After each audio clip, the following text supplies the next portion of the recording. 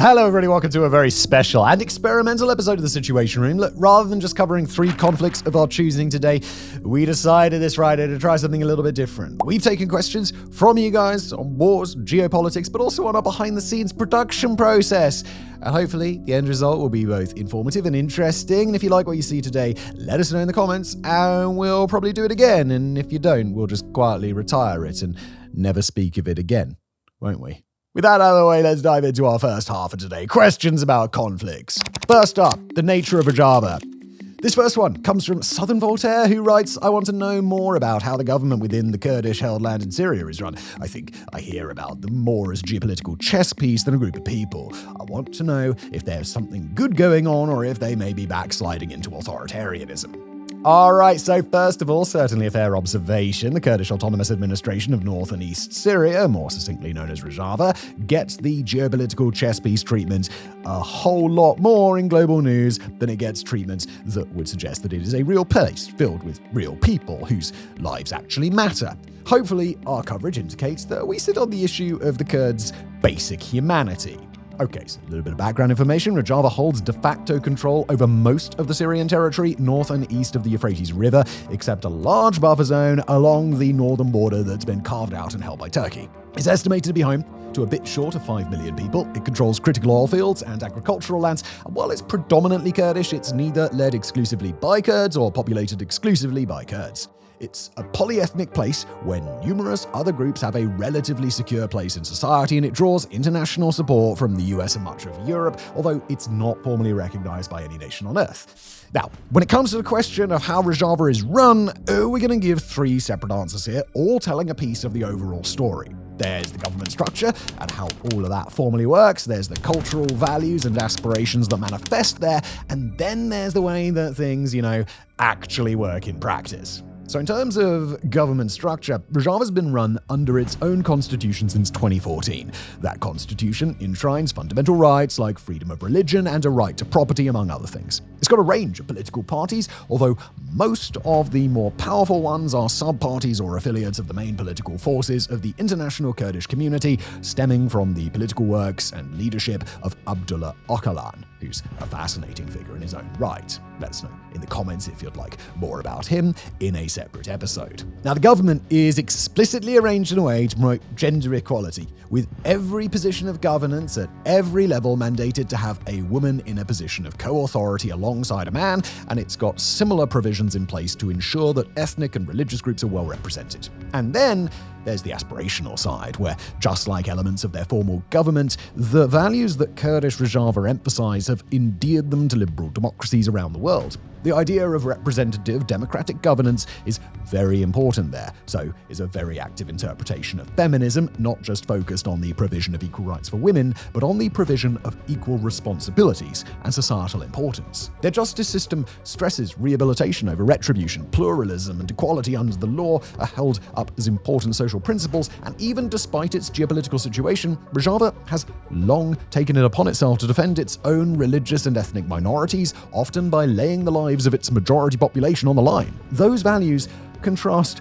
very sharply to the Islamic State organization that Rojava have spent a decade fighting, and to the Syrian regime, against whom Rojava has been more successful than anyone at holding out. But the reality of the situation on the ground isn't so clear-cut. Now, there's a lot of grey area in a lot of these spaces, since the groups launching allegations against Rojava aren't always terribly reliable in their own right, but Rojava's faced accusations of war crimes and ethnic cleansing for years. Some of these allegations come from Turkey, where a deep institutional loathing toward Kurdish autonomy and self-rule is no secret, but others have come from a range of international aid organizations. Amnesty International has accused them of coordinated collective punishment in areas that have been under Islamic State control, and they've been accused of running a dangerous and at times ruthless internal secret police. The evidence on a lot of these claims is hazy or disputed, but they deserve to be taken seriously nonetheless. A range of journalists have accused Rojava of taking action against critical media reporting, while the government has been accused of repression and rising authoritarianism against its own people. It's one of those situations where the truth is tough to sort out, partly because it's in the interest of just about every government and rebel group around Rojava to try and diminish its power, and the best way to diminish that power is to make accusations that will make liberal democracies think twice about supporting the Kurds. But then again, Rojava's record ain't spotless, and they, like any other ruling authority, should be held accountable for the authoritarian tendencies they've seemed to reveal. So, do they have something good going on? Well, compared to the Assad regime or to ISIS, yeah, they definitely do. But to call them either the good guys or the bad guys would misrepresent the situation. In the months ahead, we might get a clearer answer. Under immense pressure from Turkey, facing uncomfortable overtures from the new government in Damascus, and facing a resurgent Islamic State, Rojava appears to be on the back foot. It's when organizations like these are under the most intense pressure that their true colors will usually show. And while it is not a perfect metric by any means, watching Rojava's response to its current situation will help to inform a judgment on their work in the long term. Mozambique on fire. Why? Alright, for our next question, we're picking a subject that people have been asking about in our comment section for quite some time now. As Joan June 4281 put it with such commitment to brevity that she didn't even use a verb, the situation currently in Mozambique, ? Now, this is a question to which we can give a similarly short answer. The situation in Mozambique, a country of 34 million people in southern Africa, is pure chaos. Next question, no, just joking. The longer answer is that since October, what began as political protests have snowballed into something so much larger. Depending on which source you consult, anywhere from 130 to 300 people have been killed in street violence that has seen businesses looted, thousands of inmates broken out of prisons, and a sense of general lawlessness gripping major cities. The economy, too, has been battered. According to GIS, industries as vital as transportation and tourism have been paralyzed, while the unrest has disrupted vital trade routes connecting the country's landlocked neighbors to shipping ports. And then there's the sheer cost of the destruction. By mid-November, it had been estimated that the protests had already cost Mozambique the equivalent of 2% of its GDP. In short, these aren't the marching and waving banners kind of demonstrations you might normally associate with the word protest. Instead, as one human rights activist told the New York Times, this is like a social revolt. And the thing that kickstarted all of this upheaval? Something citizens of Venezuela and Belarus will be deeply familiar with: a stolen election. At least, that's according to independent opposition candidate Venancio Mondlane. A former member of the Renamo party, Mondlane ran in October against Daniel Chapo of the ruling Frelimo party, which has held Mozambique in a tight grip since independence in 1975.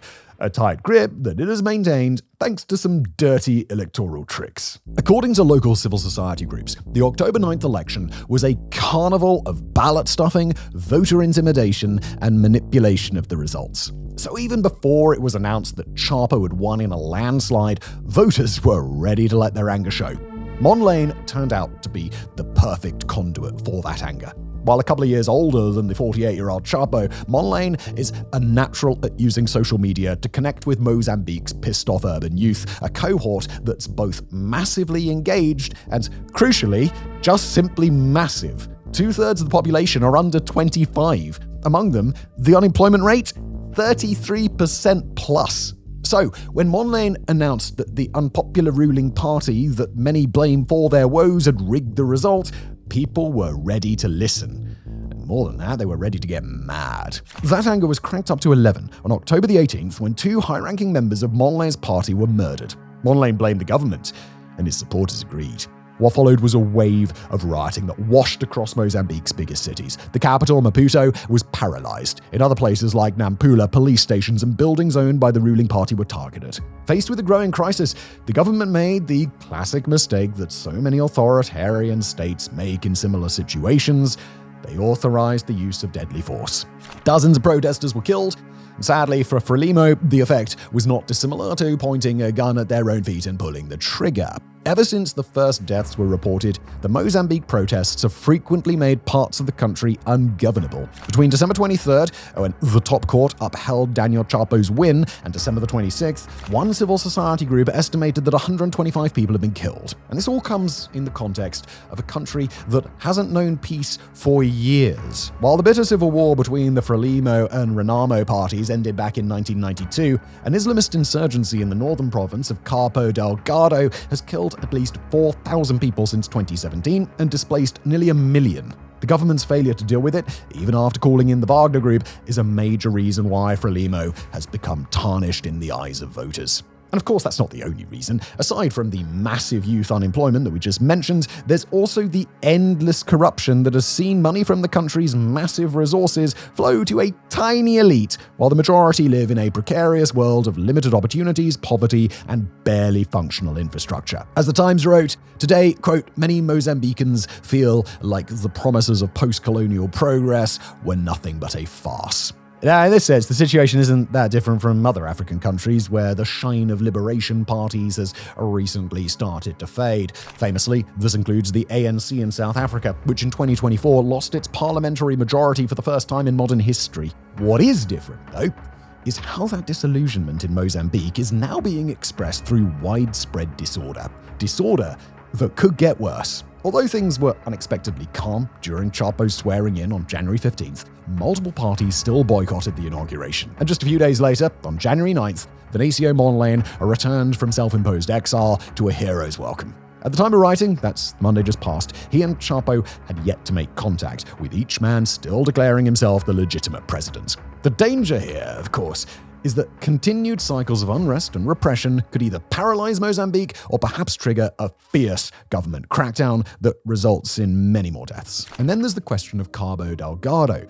Even before the protests kicked off, foreign policy was warning that a security vacuum might open in the northern province, one that could allow Islamist groups to flourish unchecked. So to circle back to our original question then, the situation in Mozambique is currently in flux with no obvious endpoint in sight. And where things go from here? It's anybody's guess. Next up, we're addressing one from Cameron Abate 4902, who writes, paraphrasing a little bit, what's happening with the ongoing flashpoint with Afghanistan and Pakistan? Is it actually a flashpoint? Is Iran potentially going to get involved? Alright, so this is a conflict we've been sitting on for a little while and haven't covered yet, in part because it's just one of those things that hasn't quite shown whether or not it's going to be a long-term problem in its current form. But now that we've got the opportunity to discuss it, here are the basics. Afghanistan, under the Taliban government, and Pakistan have been launching attacks and skirmishes at each other on and off for about a year now, with a significant role by the Pakistani Taliban, which is different from but has murky links to the Afghan Taliban. There's also a parallel conflict in this same part of Pakistan involving the ethnic Baloch population in the region of Balochistan, although we've covered that angle of this conflict in prior episodes, and as such we'll leave it mostly out of the discussion today. The Pakistani Taliban has been active since 2007 with the intent to overthrow the Pakistani government in Islamabad and build its own emirate, similar to what the Afghan Taliban did in Afghanistan. They've become more active ever since the US pulled out of Afghanistan, and they've caused Pakistan to sour massively on the Afghan Taliban, as Pakistan believes, probably with some merit, that the two groups are supporting each other. The Pakistani Taliban have carried out a long series of terror attacks in Pakistan. Pakistan's retaliated with airstrikes against Pakistani Taliban hideouts in both Pakistan and Afghanistan, and of course, the Afghan Taliban takes those strikes as an affront to their sovereignty. The Afghan Taliban has conducted its own retaliatory attacks, including cross-border attacks, mortar shelling, border skirmishes, and more. Over the last month, the rate of attacks in both directions has escalated. Pakistan has conducted more and more frequent airstrikes, destroying villages and wiping out what it claims are terrorist training camps, including ones used to train child suicide bombers. In the final week of December, Pakistani and Afghan soldiers clashed directly on numerous occasions, and Pakistan has alleged in several of those incidents that the Afghan and Pakistani Taliban were fighting side by side or facilitating each other's actions. The Afghan Taliban has positioned about 15,000 troops near the border, and Pakistan says it's fortified its border in kind. Both sides claim that the other have caused significant civilian casualties, and although the situation is murky, each side may or may not hold outposts on each other's territory right now. On the question of whether this constitutes a flashpoint, well, yeah, It does. The relationship between Pakistan and Afghan Taliban has deteriorated rapidly since the war on terror,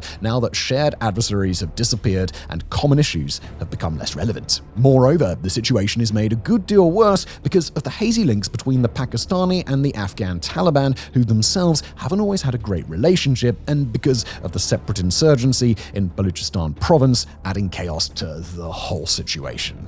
Afghanistan does not have the ability to bring down the Pakistani government, and Pakistan doesn't have the will to assert direct control over Kabul. So the likelihood of this turning into a years-long total war seems fairly low, but both sides clearly want to get the better of their current conflict, and neither of them are incentivized to step down their operations or show any more restraint than is necessary. The border region between these two countries seems primed to remain a flashpoint for at least a period of several more months and quite possibly years. As a result, the potential for rapid and unexpected escalation will always be there, as long as both sides are trading fire. As for potential Iranian involvement, yeah, it's possible, but it's not likely. Iran and Pakistan have a tense relationship right now, but there's very real recent evidence to suggest that neither side is looking to get involved in the other's business. That includes a 2024 sequence wherein both sides struck each other's territory, but de-escalated the situation very quickly and very loudly in what seemed to be a signal to the rest of the world that they each had minimal interest in causing trouble. Iran and Afghanistan's relationship, not much better. The two nations saw a series of border clashes over water rights in 2023, and while Iran does engage with the Afghan Taliban, there appears to be very little love lost between the two. Neither Pakistan nor the Afghan Taliban, nor the Pakistani Taliban, nor even the Baloch insurgency appear to be likely candidates to become part of Iran's axis of resistance. Pakistan is a nuclear power all its own, with more than enough clout and geopolitical reasons to chart its own course. The Afghan and Pakistani Taliban are an odd ideological fit and a worse strategic one, and the Baloch insurgency largely targets Chinese interests at a moment when Iran is looking to get closer to China and avoid potential strain to their relationship. And at an even more basic level, Iran's tired. Iran, it's stretched too thin. It's short on resources for its own self-defense. It's facing major economic trouble that will almost certainly precipitate domestic unrest, and it's watched its international proxies topple one after another. Even if Iran had the time and the money to take direct action on the Afghanistan-Pakistan situation, it does not seem to have the political will to do so, especially given that the conflict doesn't currently appear likely to spill onto Iranian soil. Now, of course, that could all change real quick with a wayward airstrike or a surprise ground incursion, but Iran has endured both of those insults, both from Pakistan and Afghanistan, in the span of the last 4 years. In all cases, Iran chose to de-escalate and engage in an effort to get all parties to leave each other alone rather than contribute to any explosion of violence. Now, history is not a perfect predictor of the future, but it does appear more than likely that for a diminished Iran, new conflicts don't look any more appealing in South Central Asia than they do anywhere else. And finally, for this section, we have a straightforward one from Zotix 1311. What would it take for Europe to become a superpower? Okay, and we will answer this properly in a second, but first, we want you to consider this from a different angle, because perhaps the better question is, why isn't Europe a superpower already? In our November video, imploring Europe to wake up from its slumber and face the threat from the East, we repeatedly emphasized the insane advantages the continent has over Russia.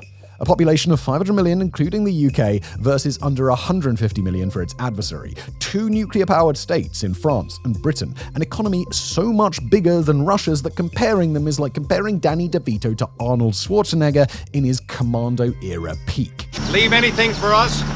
Just bodies. If anything, in that video, we underplayed our point. Europe as a collective shouldn't just outclass Putin's petrostate, but pretty much every other nation that isn't named America. The IMF, for example, estimates that the EU's economy, even without Britain, is the second largest in the world, ahead of China. And while China packs serious military muscle, Europe is not a total slouch in the defense sector either. Rheinmetall is one of the planet's major manufacturers of artillery. Swedish firm Saab turns out world-class affordable fighters like the Gripen. Leonardo in Italy can compete with the best of them, as can Thales in France. Poland, meanwhile, is currently trying to close a deal to joint manufacture South Korean weapons like the K2 tank, on its own soil. Now, away from the battlefield, things should be looking good. Sweden has some of the world's best electronic warfare capabilities, while the Dutch firm ASML is vital to the semiconductor industry. In short, Europe has an insane number of advantages, so many that were you to list them to an alien that had never heard of the continent before, they would assume it had to be one of the preeminent global powers. That it isn't is just as much of a head-scratcher to Europeans like me as it is to everybody else. Now, some of this is due to stupidly short-sighted decisions made by national governments in the wake of the financial crisis, which cut military spending to the bone on the assumption that Russia under Vladimir Putin was a kind, peace-loving nation of rainbows and unicorns that would never, ever launch an aggressive land war. Some of it is also due to longer-term trends like declining productivity rates and unwieldy fiscal rules that have hobbled investments. But that doesn't mean there aren't concrete steps that could be taken.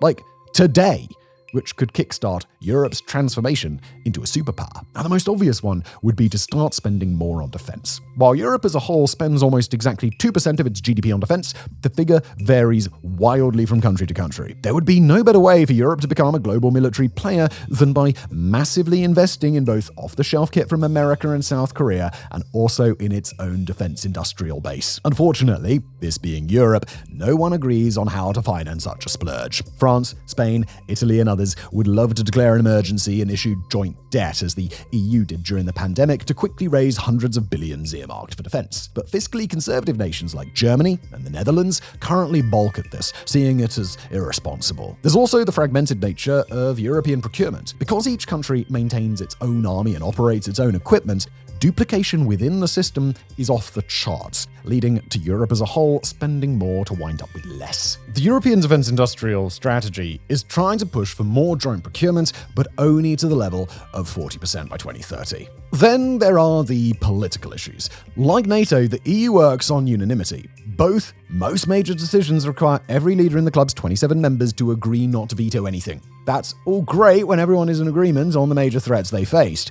But when some leaders seem content to act like lapdogs for your biggest geopolitical adversary, well, let's just say it gets a little bit tricky, doesn't it? After all, there's a reason why Putin is eager to call Viktor Orban, and it's not because of Hungary's tiny economy. Realistically then, the best way to make Europe into a superpower would be to inject a huge amount of cash into the defense industry, while also reforming the EU to closer integrate things like procurement and eliminating vetoes for national leaders. While it sounds kind of straightforward, said aloud like that, in practice, it would be anything but. It's hard to imagine any leader voting to reduce their sway over European affairs, just as it's hard to imagine a workable compromise being reached on how to fund more defense spending. Politicians like their little fiefdoms, and if the EU is good at anything, it's at taking an urgent need and reducing it to a series of indeterminable meetings where nothing is ever decided. And yet we have seen before that change is possible. During the COVID-19 pandemic, Europe took the extraordinary step of issuing joint debt to protect its citizens from the crisis. At the height of the Russian gas cutoff in late 2022, red tape was ripped up and investments made that saw new LNG terminals approved and built in a mere 10 months instead of the standard 3 years. These sorts of moments show that Europe is more than capable of rearming and turning itself into a serious defense power. It just lacks the political will. Sadly, unless our politicians pull their thumbs out of their collective arses, that may yet turn out to be the continent's epitaph. Alright, so that's a few questions on the conflicts and geopolitical shenanigans that you guys are curious about, but we also got a ton of questions on the production process. So we thought this second half might be a good chance to answer some of those in a bit of a looser way. We'll start off with question number 1 from Irendil the Marina 4307. I butchered that, didn't I? Who asked the following super upbeat question.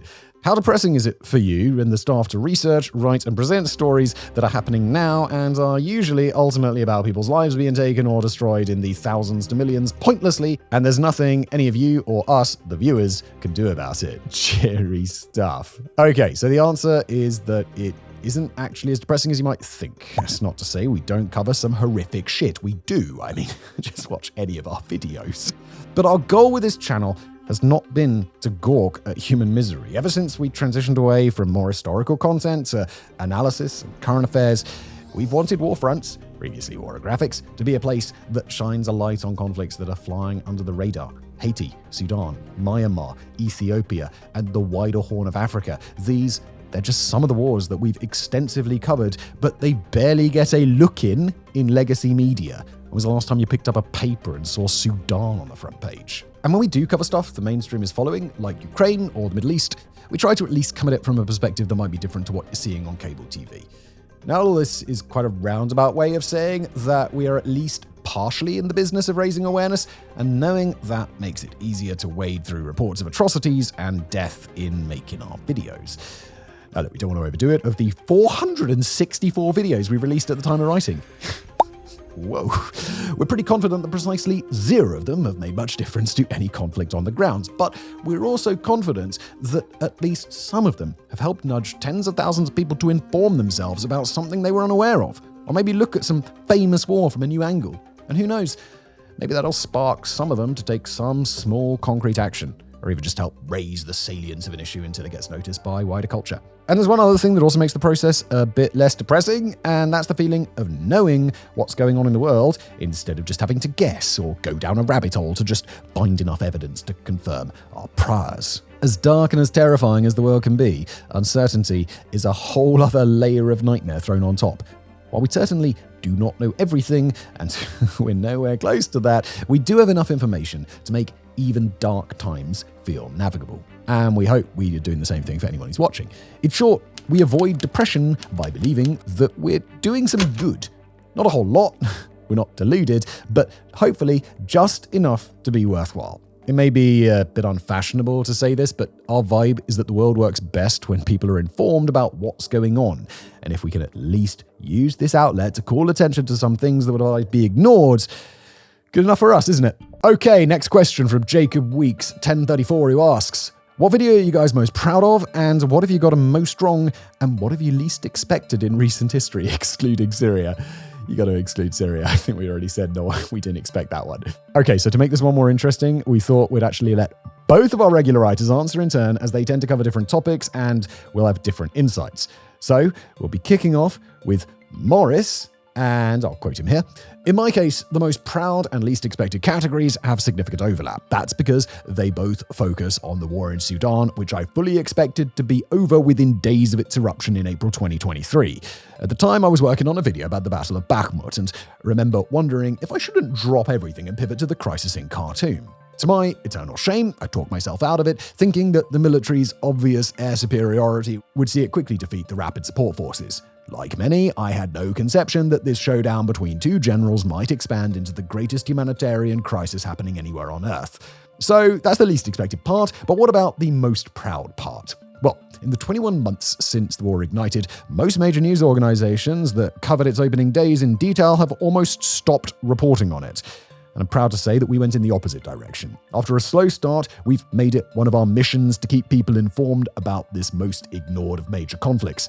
In 2025 alone, we've already done 3 Situation Room segments on the war, including a related one on the conflict's impact on South Sudan. In a world in which everyone's attention is focused on the Middle East and Ukraine, I'm proud that we're doing our own bit to make sure that Sudan's suffering doesn't get forgotten. As what I've got most wrong, got to be Venezuela. I really thought there would be more backlash to Maduro stealing the July election. When I wrote our video about it, I titled it, "Is Venezuela on the brink of revolution?" because I assumed the answer was yes. Surely we were about to see a people power movement on par with the one that had just overthrown an authoritarian ruler in Bangladesh. Turns out I was being hopelessly optimistic. Fast forward 6 months and Maduro is still in power, and the situation for ordinary Venezuelans is worse than ever. I sincerely wish I'd been right about his days being numbered, but no such luck. All right, so that's Morris's take. And now Evan, he says, quoting again, although the question asked us to exclude Syria, I have to break that rule in order to explain what I've been the most wrong about recently. Back in early September, we published an episode called The Syrian War is Restarting Right Now. Not a bad title, certainly a little bit spooky looking back on it now, but all the signs were there as we laid out in the episode. In hindsight, it was a good bit of writing, except for one thing.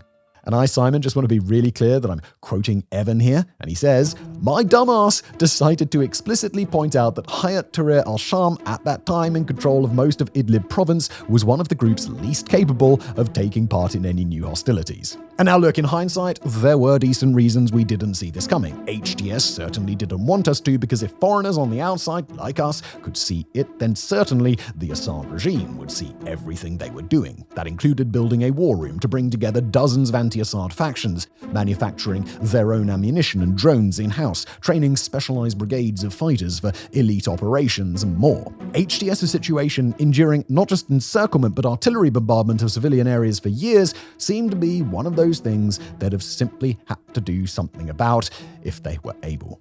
Turns out, those guys could play the long game. But even still, taking the time to explicitly inform you that HTS would not be particularly important in a Syrian resurgence of violence, only for them to topple the entire regime, well, consider this a mea culpa. As my least expected turn of events in the last year, that would be what happened in Bangladesh with the fall of Sheikh Hasina. I was very surprised to see a dictator with that level of social control and such a robust secret police system fall without a civil war. And on the subject of what I'm proudest of, I'm lucky that I've got a few nice contenders here, but it's got to be the 2-hour episode we released in March of 2024 on the life and motivations of Vladimir Putin. In writing for this channel, I've become a strong believer that it's a lot less useful to understand world leaders as being good or evil, and much more useful to assume that they are self-interested actors doing what they perceive to be rational things, even if they don't make sense or seem despicable to us. There are few world leaders more important to understand in that way than Putin, and since the episode came out, the conclusions in that episode have only been reinforced. And next up, we turn to Hyper 7354. We're going to pick out a part of a longer question, quoting here, do you have any on-the-ground sources? So occasionally, if something goes really wrong in the Czech Republic or in the countries where our writers are based, the answer might be yes, but the vast majority of the time, no, we don't. Source cultivation is something we've discussed internally in the past, but there's a major reason why we don't do it. Being an on-the-ground source is super dangerous, especially in contested environments where people might have access to sensitive information that could get them in trouble. Warfronts, we are a small operation. We do not have the resources or the expertise to cultivate international sources while ensuring that we can minimize the risk of harm to them. It would be pretty grossly irresponsible for us to try and maintain those sources without regard to their well-being. So until and unless we're able to grow to a point where we can integrate those capabilities responsibly, which would be cool, we'll stick to information sourced elsewhere. And just a note on sourcing, since we got a number of questions about our general sourcing practices as well. Obviously, no source in today's media ecosystem is perfect, and we are only as good as the sum of the sources that we rely on, but we do follow a few guiding principles as our collective North Star. First, we give priority to sources that maintain and invest in foreign bureaus, especially those with a presence in lots of countries and a willingness to both station their own employees in remote places and work with freelancers or locals. If we don't have on-the-ground sources, the least we can do is to prioritize listening to the outlets that do. We also give priority to subject matter experts, who we will trust considerably more than people with less direct experience on the same topic. Subject matter experts, they're not always right, but the incidence rate at which they get things wrong is way lower than any pundit or general interest reporter who's just hopping on to a different subject. And finally, while it's not always possible on less reported stories, we do draw on a diverse range of sources whenever and wherever we can. And the next question comes from Techno963. I'm curious what the timeline looks like in the face of breaking news stories like the fall of Assad last year or a spike in violence in a particular conflict, and how different it looks like if it's a topic that's been covered previously. Love the channel. First up, thank you. This question's answered primarily by Evan, who you heard from earlier, who's written the bulk of our emergency or quick turnaround episodes. And he explains. As a general rule, there are two kinds of Rush episode. Those that are an evolving situation and those that aren't. For example, the first Rush episode we ever did was on the Wagner Group's mutiny against Moscow in the summer of 2023. And the second one we ever did was on the death of Yevgeny Prigozhin when his plane fell out of the sky. The Wagner mutiny was an evolving situation, although it had a discrete start and end. It took about a day to unfold, and if we can tell that a story is going to need time to unfold, we try to pinpoint the moment when most of the immediate action is either finished or become a short-term status quo, and we choose that moment to start writing what's happened. A similar example would be the October 7th attacks by Hamas. They kicked off a 15-month war, but the status quo had fundamentally changed by that day's end. By contrast, with something like the Prigozhin shootdown or the death of Iran's president this year in a helicopter crash, the bulk of that news is over as soon as it happens, so we just get right to work.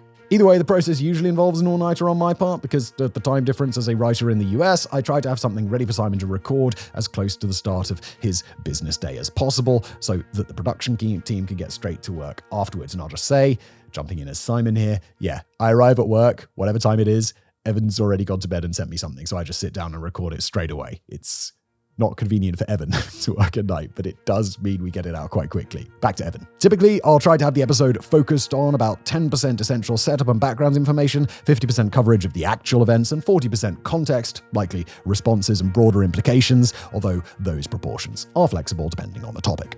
As for whether there's any difference for the topics we've covered previously, we'll often reference specific videos in our archive that a person can refer to if they'd like to learn more, but our assumption when writing a Rush episode is that our audience is coming in with little to no background on the situation and might even be a first-time Warfronts viewer, which is nice. For that reason, we often stick to the essentials as we explain background and context so that we can at least give our viewers a jumping-off point to learn more if they choose. And now a rather quick one from Zeke1460.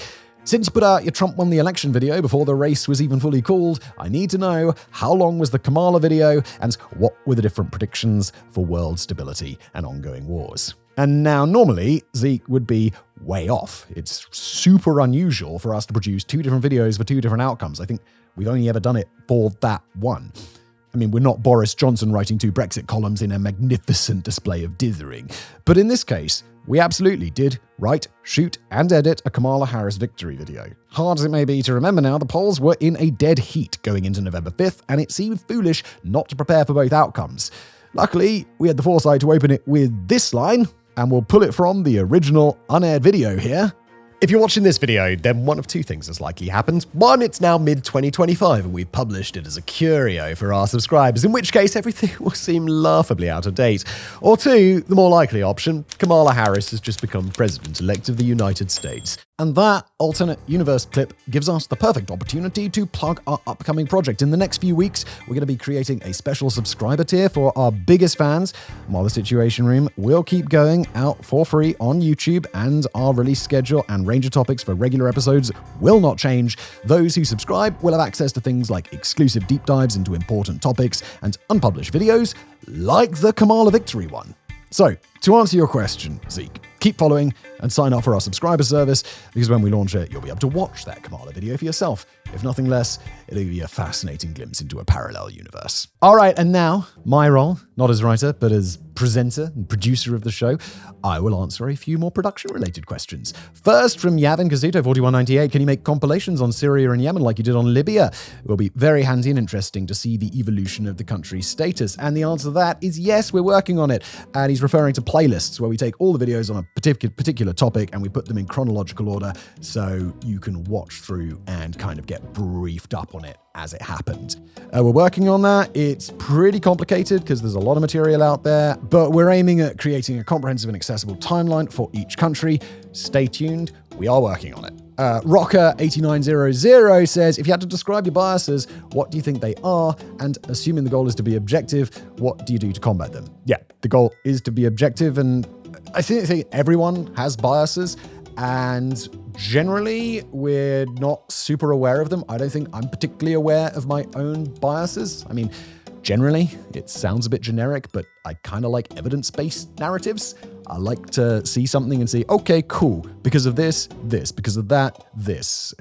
Just sensationalism and overly simplistic explanations, usually pretty skeptical of those. But look, to combat biases, we rely on diverse sourcing and provide transparency in how we present information. Evan talked about that a lot earlier. In terms of presentation and how I try and avoid my own generally unconscious biases coming into a video, it's a bit weird, but if you've ever seen the movie American Psycho, Willem Dafoe plays this detective.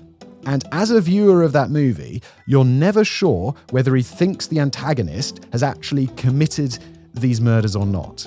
And the way that they did that, the way that the director directed that, was to have Wilhelm Dafoe shoot the scenes 3 times. Every scene where he was interacting with the antagonist, Bateman, he would shoot the scenes 3 times. One where he's sure that he did the crimes, one where he's unsure, and one where he's sure that he didn't. And what I like to do is, in my mind, I won't try and be neutral, because I think doing neutralities really hard. But I'll kind of put my mind in a way of, in one instance, taking a very controversial example, I'll present a paragraph with the idea that, oh, I understand Israel's response to Hamas. And then in another paragraph, I'll present it in a way of, I think Israel has gone overboard here. And in another one, I'll be like, I think Hamas is defending itself. And in another one, I'll say like, oh, Hamas is just a terror organization. And I'll just present these in these kind of shaken up ways that I stole from Wilhelm Dafoe in American Psycho. It's weird, I know. Maybe it doesn't make any sense, but I think it blunts those unconscious biases in the presentation style. Wing Under asks, can you simply read that fast or do you memorize most of the text? No, I can read that fast. I'm reading a teleprompter. Well, not right now because I'm answering this question myself. But yeah, I read a teleprompter. I'm really good at reading a teleprompter because I've done it for a long time. Lots of practice. And I don't know, Evan and Morris, the main writers for this channel, we've worked together a bunch and I know their writing style. I know how to deliver their words. They know how to write to my voice. And I think we've got a very neat process going on. And the final question is basically about flubs. How often do I screw up? It's actually not that bad. Obviously, it used to be a lot more, but I don't know, a few dozen times an episode that they're just cleaned up in editing and you never see them. And then the last question is, have I had any threats? It's like, yes, definitely. I've had threats. Generally, they're not from anyone too serious. It's usually just some crazy individual who thinks that I have an opinion that I don't have or don't hold that strongly. And they think that I need to die because of that. But generally, it's just crazy. I've not had any states reach out to me and be like, you better shut up. I'm waiting for that, though. And that's the end of today's video. Thank you for watching. Oh, and let us know if you like this. We'll do it again. If you like it. If you don't, it'll just fade into the ether.